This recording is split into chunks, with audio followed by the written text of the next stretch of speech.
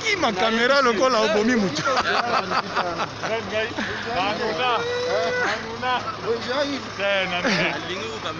Ya solo to sepeli nzambe aza lokumu tozomona na ndenge organisation salama. On est là toujours pour assister pour que ordre est là. Vous savez, les Congolais, mine de rien, mais heureusement, c'est la toute première fois, le gouvernement congolais, félicitations, pour avoir organisé ce vol.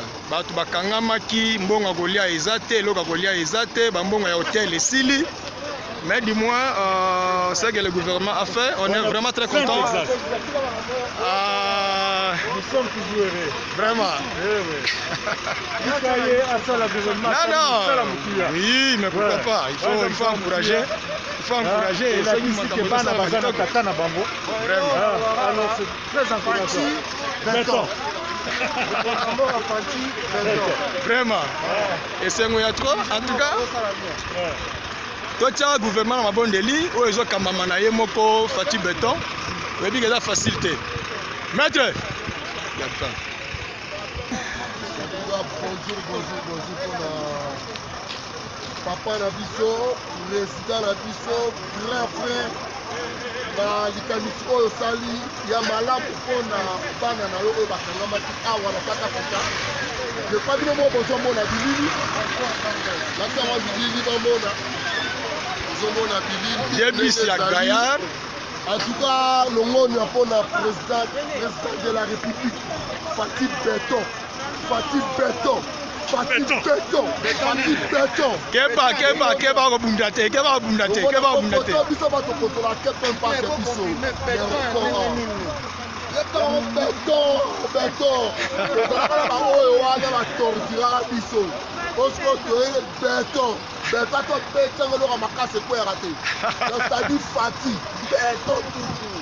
Vous allez avoir compagnie bandeko de bazonga Congo balelaki petro batikaki bafamille batikaki bana batebele mais lelo na Fatih Béton asali oyo bakole kine bavoisin le baprésident baosala mpona bana bango lelo mpe Fatih asali yango longonia ingeta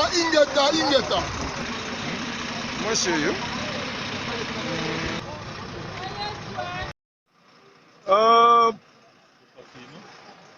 bonjour à tout le monde, nous sommes ici à Kempton Park, plus précisément à Shoprite. Le gouvernement s'est arrangé pour rapatrier ses compatriotes au pays. Je vais rapidement passer la caméra, nous l'appelons Saint, il est très sain. Bonjour tout le monde. Le gouvernement congolais a envoyé son vol, l'avion, pour répatrier tous les Congolais qui étaient en Afrique du Sud pour le Congo dans ce temps du coronavirus.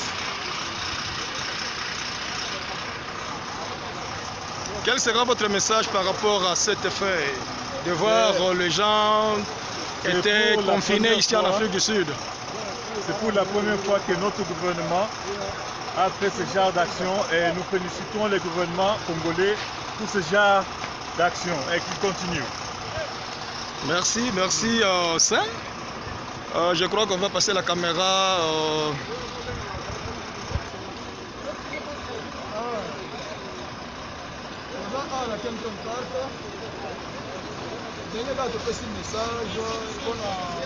Pour assister à la rapatriement ya bandeko bakangamaki na confinement nde toza na son excellence papa JC ayebi ete moi c'est peut-être exact centaine nde tomoni koassiste mpona kotia ordre mpe ezalaki mwa désordre. On a essayé d'appeler la police pour nous assister.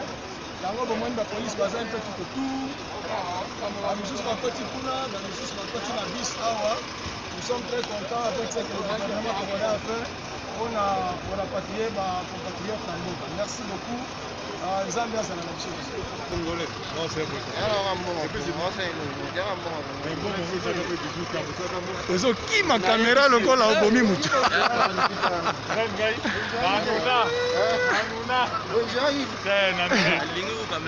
ya solo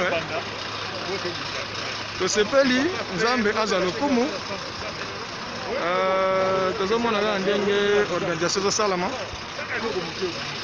On est là toujours pour assister pour que ordre ezala. Vous savez, les Congolais, mine de rien, Moboulou pe Yogobima. Mais heureusement, c'est la toute première fois, le gouvernement congolais, félicitations, pour avoir organisé ce vol. Batu bakangamaki mbonga golia ezate, loka golia ezate, bambonga ya hôtel esili. Mais du moins, ce que le gouvernement a fait, on est vraiment très contents. Nous sommes toujours heureux. Vraiment. Non. Oui, mais pourquoi pas? Il faut encourager. Il faut encourager. Et la musique est pas Vraiment. Alors c'est très encourageant. Béton. Vraiment. Et c'est moi trop, en tout cas.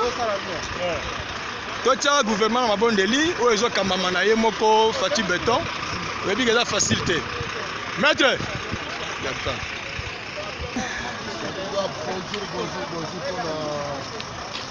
papa na biso, président na biso, grand frère na likanisi oyo osali ya malamu mpona bana na yo oyo bakangamaki awa na kata kata. Lepa bino moko bozomona bilili nakama bilili bamona Débis ya Gaillard. En tout cas, l'ongoni pour le président de la République, Fati Béton.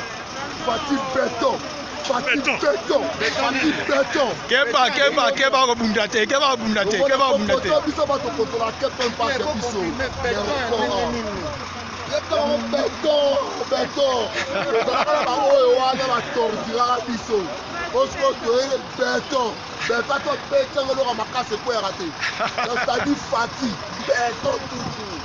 tozali awa tokompane bandeko nde baosonga kongo balelaki petro batikaki bafamille batikaki badoko bato ebele me lelo na Fati Béton asali oyo bacongolais kine bavoisin ne baprésident baosala mpona bana bango lelo mpe Fati asali yango longonia ingeta Monsieur.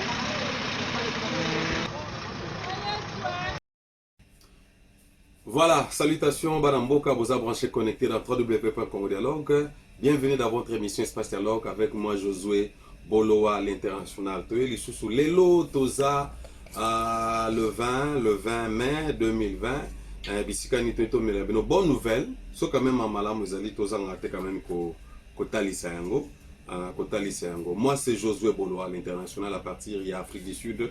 Na Cape Town. Mais dis-moi quand même ça m'a malamu que baimboka oba kangama ki na kati ya lockdown to na kati ya confinement en Afrique du Sud finalement bainzela bazuinzela pona kozonga na mboka na biso RDC de façon que ba ne ko rejoindre ba famille na bango. Vraiment c'est vraiment une action, un acte vraiment louable. Voilà pourquoi tu as betando na bino pour t'informer bino que les Congolais qui étaient confinés en Afrique du Sud, ils ont été répatriés na RDC.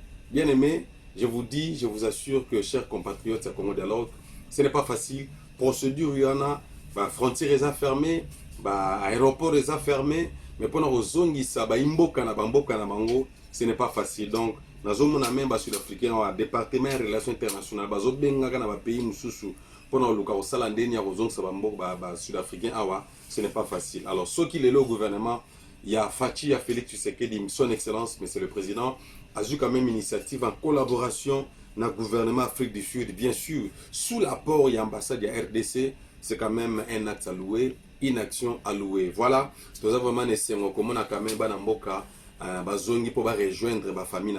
Il y a des parents qui ont laissé les enfants, il y a des enfants qui ont laissé les parents, il y a des maris qui ont laissé des femmes, il y a des femmes qui ont laissé des maris.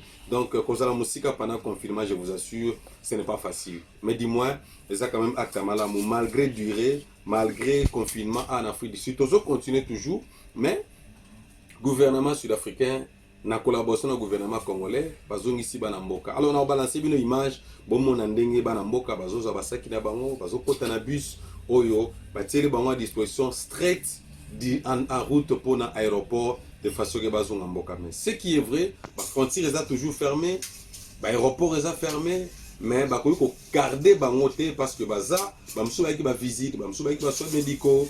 Voilà, donc vraiment les actions moko. Moi personnellement boloa na beti maboko parce que na ta licence ya humanisme wana o gouvernement ezui pe décision ezui en collaboration na ambassade na biso awa po bazoni sabana mboka na bango à moins que toza na motema te mais le roi toza na motema on dit quand même merci na gouvernement ya Félix Tshisekedi le président de la République et puis coup de chapeau na ambassade na biso parce que bango pe batio loboko de façon que ba mikanda salama pour être ba disposer pe avion pe vol moko spécial juste kaka pour répatrier nos amis congolais rejoindre leur famille Namboka ya RDC. Pour ma coup de chapeau na gouvernement, coup de chapeau na monsieur le président Félix Tshisekedi et puis coup de chapeau na ministre, ton ministre des Affaires étrangères, ministre pe étranger bien sûr et puis pourquoi pas un ambassadeur Ben Poko na initiative au bazui pe na ba démarche au ba boost de façon que banamboka bandeko na biso congolais ba région de ba famille na bango hein action na quand même bandeko tous a quand même reconnaissant na acte wana parce que ça acte moka malamu ba famille zala qui divisé pendant 1 mois 2 mois mais lelo oyo bazongi na bamboka na bango. Alors on a aussi ces missions nanga pour na koloba grand merci na maman Francine de la Belgique pe ba anniversaire pe joyeux anniversaire na maman Francine de la Belgique notre coordinatrice il y a site au ya bonne manière Congo Dialogue, plein succès na yo, du bonheur, nzamba peso sous ya mingi ya bakisa ya mingi na année oyo bakisa mi ya peso sous mayele, ba stratégie ya bien pour être compagnie au Congo Dialogue, site au Congo Dialogue, télévision au Congo Dialogue et kende liboso et informer toujours bateau et impacter ba vie ya bateau. Alors sur ce, dans un succès na ko balancer bino image comment ba congolais ba ju ba bisaka na bango ba umelaki awa peut-être ba loyer silaki ba séjour na bango silaki ba mbongo pe ba visite silaki et puis ba argent de poche msupe silaki c'est pas facile ya kozala musika ya ndako yo mesana pi na ndako na yo peut-être ya koleza nango mais awa moi ba dire des hommes na te c'est quand même une bonne initiative que nous louons cette action là et que le gouvernement du monsieur son excellence Fachi a fait pour répatrier les Congolais en Afrique du Sud. Moi, c'est Josso Boloa. Vous s'abonnez massivement na site Nabino pour avoir toujours d'informations au ESA en Afrique du Sud, en temps réel, puis analyse bien, analyse éducationnelle, analyse politique, analyse économique, analyse chrétienne, analyse civique. Hein, n'est-ce pas, vous s'abonner, puis vous partager vidéo, vous informer, bana mboka mususu diaspora que ba Congolais ou ba Kangama qui en Afrique du Sud, gouvernement ya Congo, na Afrique du Sud, Fachi, azongisi bango na mboka. Voilà, on se retrouve à un prochain numéro, restez branchés et que tous s'abonnez, tous kutana balasi. Merci.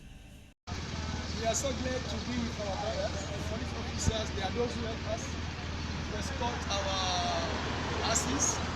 The people that are going back to the DRC, it's because of them that people couldn't nearly depart.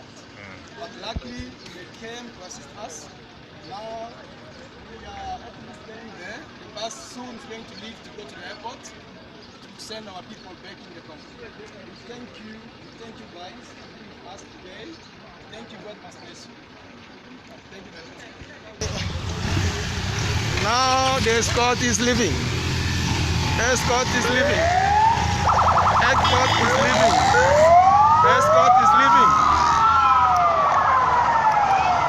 Bye bye guys, bye bye guys. Vraiment ça s'est très bien passé de voir nos frères. Ils partent directement à l'aéroport. Ça c'est le cortège de l'ambassadeur. Bon, je suis très content, comme tout le monde est parti. Ça, c'est ce qui était important pour nous. On dit souvent que le gouvernement congolais laisse toujours les gens derrière. Et du moins, on a apprécié ce qui s'est passé ici en Afrique du Sud. De voir la communauté était confinée en Afrique du Sud. pour le coronavirus. Et aujourd'hui là, les gens sont en mesure de regagner leur famille au pays. Nous sommes très contents. Moussantou, au revoir. Ok, là c'était Papa Texas Antenne.